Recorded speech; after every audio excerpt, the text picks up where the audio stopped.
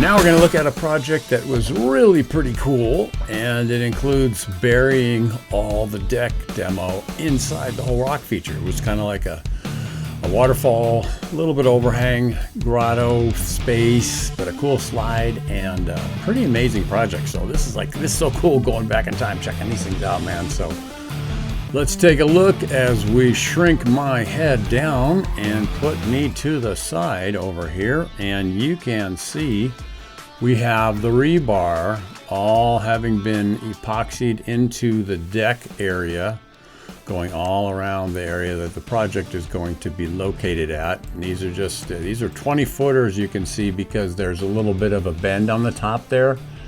And I'll buy those at Home Depot, 20 footers, 3/8. And then I bend them in half because I can fit them in my van or on my trailer if I'm going to be going that way. Sometimes I just buy the 10 footers. Yeah, you pay a little bit more money, but it's just, to me, it's convenience. And my approach, which is maybe not the smartest, I have my mud water kind of afternoon thing here, so I'm going to be just keeping myself warm. It's kind of cold here in the wintertime here now in San Diego with a crazy storm coming, apparently. So anyway, back to the job here. I get 20 footers, bend them in half, and then I will put those into the my van or on my trailer now. With my happy cup. So you can kind of see we got the stereotypical blue tile, 2-inch blue tile that was very popular back in the earlier days, 70s, 80s. Bullnose stone brick around the perimeter on this sucker. It's all plaster. They're going to demo all the plaster because once plaster dries out, it's no good. So we're looking at the upright steel prep work for this project, and what's cool is you don't have to know exactly what you're going to do. Just kind of have a sense of what the footprint's going to be like, and then you can work up there and adjust and adapt. I did draw a picture, and we're going to be looking at that in just a sec. So we will click to the next picture. You can kind of see the deck is all here, all behind on the ground. You can see how I painted out where it's going to go. And I just put a little dot on the ground with my marking paint, drill it out, and we use the deck sort of as a footing platform. The deck could be 3 inches, 4 inches thick.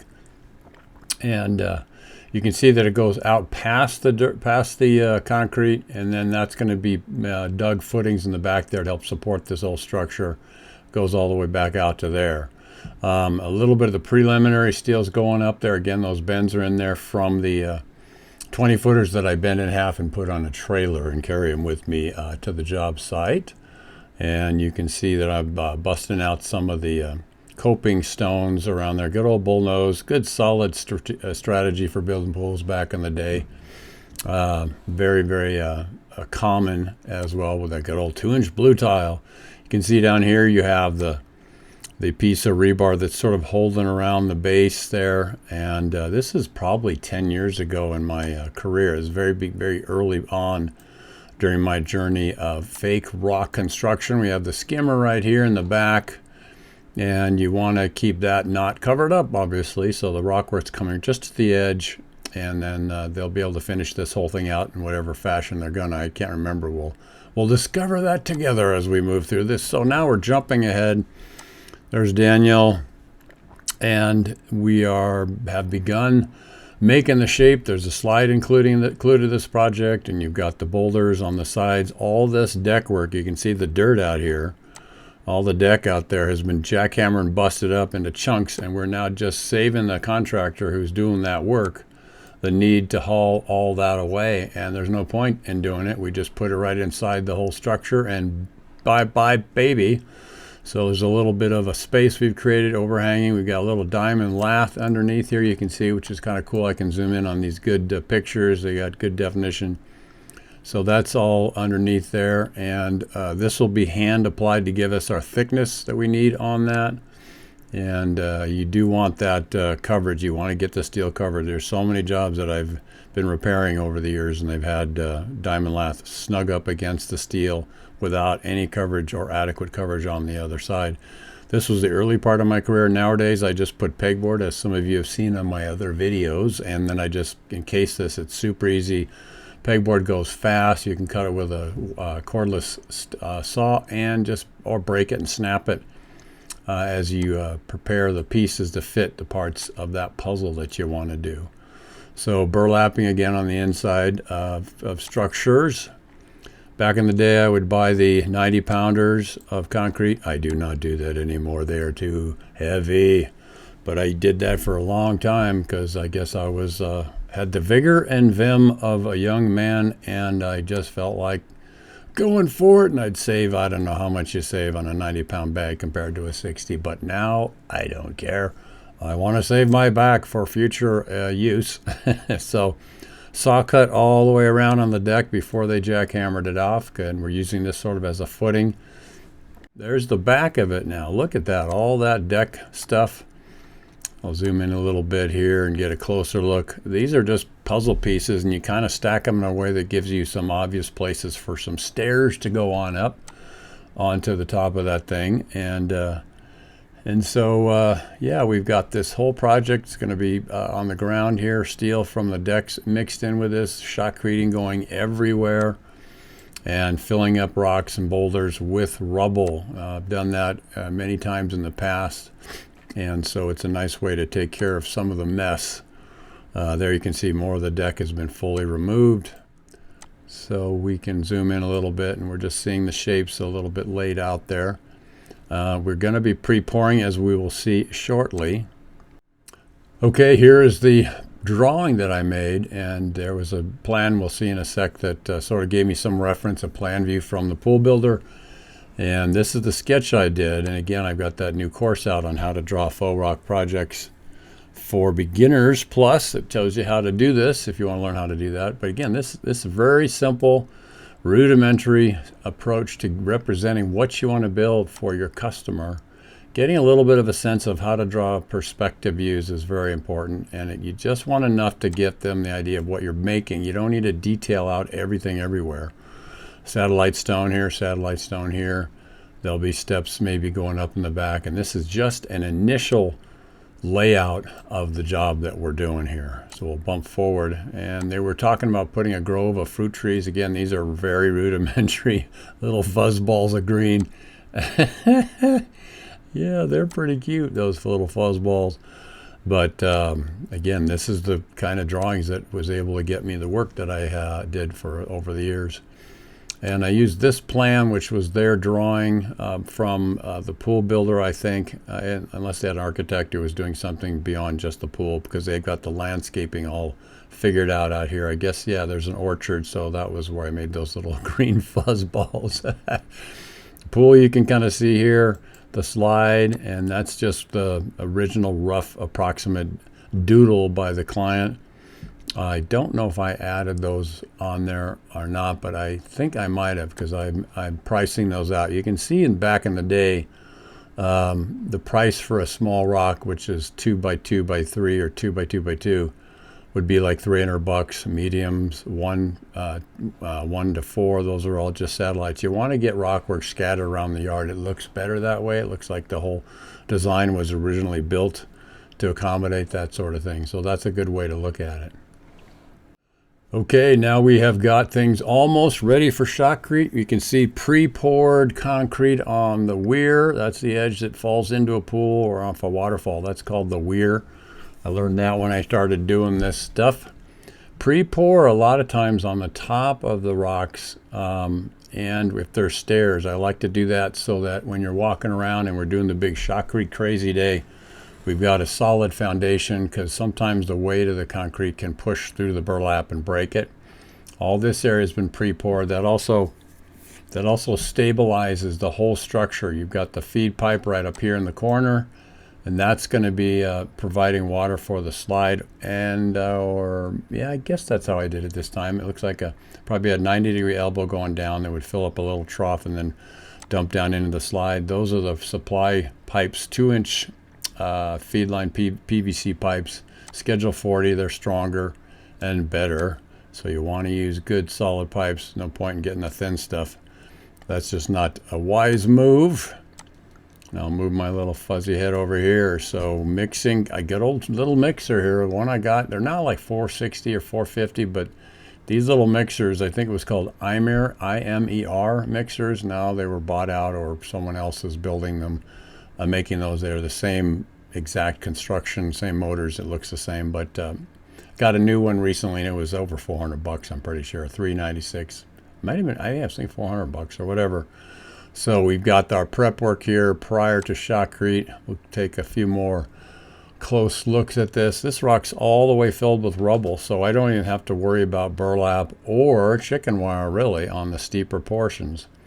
These areas here have the good old burlap doing their thing. Pre-pour areas on top here, we can see that. Let us move around with some more pictures here. And we've got our spectacular scaffold system doing its thing. Filled this all up with rubble. Don't have to do burlap. I'm kind of not sure if it's more fast or efficient to do that. I like helping other contractors out, and if they don't have to haul stuff away, it's a lot of physical labor to fill up a rock like that. We would do it before we, tied it in and closed out those spaces with rebar. So that's what we do. Pre-pouring again, this is recent, that's why it's darker. This is the day before, this is all secured and dried. But that, and I also like putting concrete pre-poured on the edges of these water features that have like a starting pond right up here. And you can kind of see that. That is all just hand pushed into the rebar crossed with double layers of chicken wire, or I made an actual thick wall that's maybe this thick and I fill it up and vibrate it and really get that steel encased properly. Very good idea. All this is going to be shotcreted, but all this stabilizes the entire structure. That's the starting pond right there, it looks like. And so really good idea to pre-pour areas and just stabilize your whole structure. It is more work. At the beginning of my career, I did actually not do all that, and I just tried to do all the shotcrete carving and structural work in one day. Man, what a burnout. Oh my gosh. And there were times where the burlap would just break through. There's no place to walk when the guys are hanging out with the shotcrete pump, and that big beast is blowing and it's heavy, and they just want to get it out of the truck. So you want to try to make it so they have a place to stand that's strong. So now we're going to click through. We see the prep station area. We've got these guys here. It looks like, and they've jackhammered all the pool plaster off in the back here. And that's the other contractor's thing if they were doing the demo. So I'd probably turn that into a boulder right there. Sometimes you can just take rubble and just shotcrete over it, and if it's not needing to be attached and it has expansion joints or expansion capabilities from the hot, cold, freeze thaw expansion contraction process, then you can just pile up rubble. You can make rocks with just a pile of cement. And if you want to make a bigger rock, you can just pile up rubble like we see here in this picture right here, or you can make a pile of dirt, and that does it just as good. So that's probably going to be a satellite rock. This one's leaning out over the pool, so we need to get that rebar in there. Nowadays, I'd probably put pegboard around there. And I made a bench, which I was not seeing in the earlier pictures. So we can epoxy steel into the pool wall here, and I'd put pegboard likely around that. I probably... there's times that early part of my career I would try things and then see how it worked. And nowadays I do things just to ease the whole process so shotcrete day is not so crazy and insane. So going on for a little longer video here, a little deep dive. This is looking at the project from the back side as it relates to the house.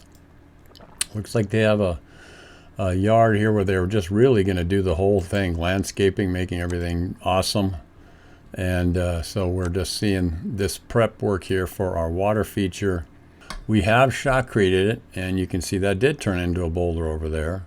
And it looks like I just shot that in over there, and because I never saw any pegboard. But let's move this up and look in. You try to put in some rough bouldery cracks in the shotcrete. This all was done in one day. That shotcrete day almost kills me, and I'm almost too old to keep doing shotcrete days. It's just so brutal. So I have one pipe feed here. I don't know if I made it to try and feed both the slide and the waterfall, and that's one big water basin. It seems like I would have separated those two with a divider. Every job I like to do something different. These are the early part of my career. I was not as confident, and also on Shotcrete day it's pretty brutal to try and keep up with the guys just blowing the mud out. But still, we have angles and stuff, and corners, which we want to get. I think that's a stronger design than lumpy, bumpy kind of designs and stuff. You can see this is sort of off the edge of the bond or the coping, and so that is that. We did shoot all that. It looks like just by hand, just did it with the shotcrete and carved it down. If you do a little and let it cook and let it get firm and hard, you can you don't need as much stuff to support all that. If you go fast and you try to fill it up, all that will go slide right off into the pool and be a big mess, and your back wants to scream at you because you're trying to shovel and you got to take care of all this mud before it turns into a rock hard big pile of yuck or a rock that looks pretty cool. So in the stream, we've got some bouldery rocks that kind of bend the water around as it travels to the edge of the weir and dumps in. So that's pretty cool, and it looks nice. It's got a nice little cracks here to start, good angulation. It looks like varied shapes. Now we shifted around a little bit, but we have a bench underneath so folks can sit in there, usually 18 inches from the butt to the depth of the water there about. Kept some room for the light, though that's pretty darn close there. And so you can kind of see how we're finishing this thing out. We got the satellite over here in that corner, and keeping the ball rolling, moving on down. So there's that satellite hanging out there. And again, zooming in a little bit to see how things look closer. We see some nice cracks. This is all raw, rough cracks. I don't know how much patching I did. A lot of jobs now I'll take and I'll patch them up with concrete, and I'll make the corners sharper with a mortar mix to get the shapes dialed in, increase overlaps and stuff, onion peel, rock cracks, that kind of stuff to give it more of a natural look. Not unusual. And here's a little lumpy, bumpy on the stairs, but you kind of get the idea. It can get you to the slide trough start. It looks like we do have separate ponds. There's a starting pond here, and this area is separate, so that corner pipe coming out of the wall has a downward elbow, no doubt, to feed the slide start pond. And then over here we have a definite border and breakup. So the starting pond is right down behind here. So you kind of monkey on up here. It looks like probably would be doing some patching. Little piece of rebar over there, all hand patchwork. After shotcrete day to make things nice. Might accentuate this crack here, build this step up a little higher possibly to make access to the slide a little easier. And so there you have the back area of it. Now we have finished. So we're looking at the finished project. We bumped forward. I didn't show a texture code. I didn't take pictures of that, I guess, or they're scattered somewhere else in my 20, 30,000 thousands of pictures, not dollars, but pictures. So, so we see the front of it here. We got the bleeds that I like to call them, or antiquing effect. Get the rock wet and mist it, and it comes down the cracks. The usual gray granite kind of a look, salt and pepper on this one, which is kind of cool. Satellite hangs over so you can sort of sit on it, or it's a jumping rock. Everywhere is a jumping rock to kids, and kids of all ages. So it's nice to have sort of semi-flat and stable places for folks to climb around and stuff. So we're looking at it here, and you can kind of zoom in a little bit. The tile is going to be jackhammered off and redone, I don't think, because this is the old blue tile, so this is finished before the guys jackhammer stuff off, it looks like. And we have, this is kind of cool. We can zoom in a little bit and take a look at these. Kind of nice texture. I like it. Again, this is the earlier part of my career. I try to add a little more color sometimes, but nature has very strong dynamic color. I like to stay a little bit less strong and contrasty, mostly just to try to match the natural boulders here in San Diego County. Interesting cracks right here that are kind of cool. Nice big flat spots, some bleeds over here, got some good fractures. That looks kind of nice. Trying to get the balance of the rock cracks where they need to be. You kind of see a little bit of that bleeding antiquing effect down here by the stairs, stair rocks, if you will. Conduit for lights. I like to put into the features. And again, this is back in the day, so it's interesting to see how things have evolved and all. And we're finishing up this project here. So I think that is the end of this little project review. Mr. Dave here showing you the ropes, how we do stuff. This one has all that concrete stacked inside, using the deck sort of also to fill in with the rubble to be able to make rocks getting taken care of, getting rid of the rubble also, and not having to do burlap on those things as my little pointer runs amok here. So anyway, thanks for checking these out. I'd love to have your support if you can.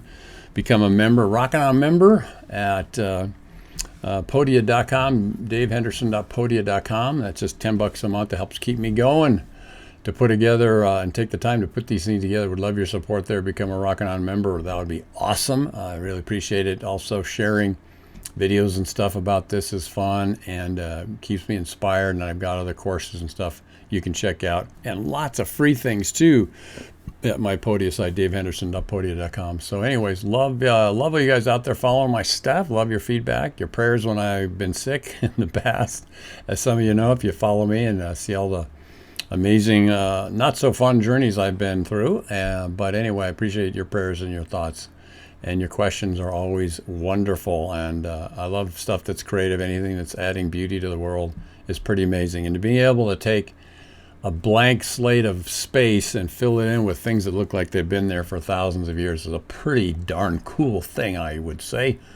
Grab one of my programs. I've also got a new, in the last year or so, a course on how to make a living doing what you love. And it's a very comprehensive course. I spent months and months working on it. Tells you exactly how I was able to do both multi-million-dollar grossing businesses in sand sculpture, and then with no experience in fake rock at all, ended up being a faux rock contractor and succeeding in that business as well, with also millions of dollars in gross sales over the many years I've been doing this stuff. So it's been a blast. Love doing what I love to do for a living, as opposed to just being a clock puncher. Find a way to have fun every day anyway, no matter where you're at and and hope you have a great day. If you have any questions, send them to me and let me know what's happening with you. In the meantime, learn, grow, become. Be thankful, be grateful. It's a key to happiness. And get Jesus in your heart. He's coming back soon, and you want to be ready. He'll clean you up and dust off your dirty shoes so you can come in and have some dinner. Remember when you're a kid, you can't come into the table without taking your dirty shoes off. Well, we have flaws and imperfections in us, and Jesus will clean those things up and let you come in and dine with the creator of all things, as it were. So I hope you're good with that and can grab him, Jesus, get him in your heart, and he'll clean you up, and he's coming back soon to take you home. And it helps you manage these crazy days, these last days, as the Bible says. So God bless you guys. Hope you're having a great day, and I look forward to your thoughts and feedback when you are able. Have a good one, no matter what. See you later. Bye.